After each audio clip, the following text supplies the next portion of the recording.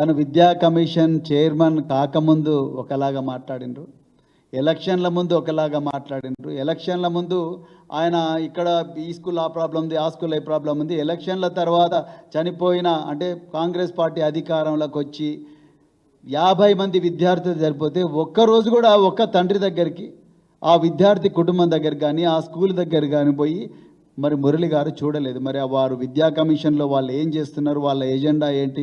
రేవంత్ రెడ్డిని కాపాడడం మాత్రమే వాళ్ళ ఎజెండానా?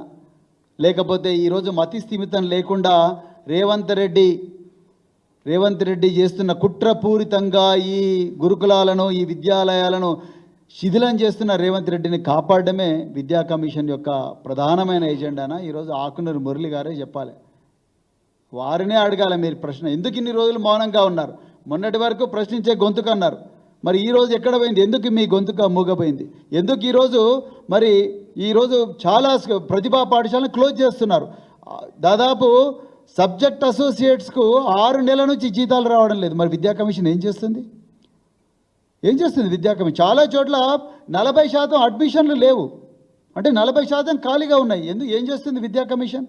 మెనూ ఛార్జెస్ లేవు, కాస్మెటిక్ ఛార్జెస్ లేవు. మరి ఏం చేస్తుంది విద్యా కమిషన్? ఎందుకు మూగపోయింది? వారిని అడగాల మీరు.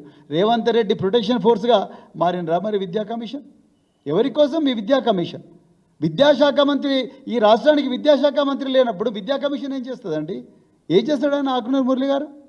ఎక్కడ పోయింది ఆకునూరు మురళి? పిల్లలు పిట్టల్లాగా రాలిపోతూ ఉన్నారు. ఒకటే జిల్లాలో 3 సార్లు విషాహారం అయితే మరి ఎక్కడ పోయింది విద్యా కమిషన్? ఏం చేయగలరు వాళ్ళు? సో ఇవన్నీ కాస్మెటిక్ చేంజెస్ మాత్రమే. వీటి వల్ల తెలంగాణకు ఏమీ ఒరగదు. మూలాల్లోకి వెళ్ళాలి.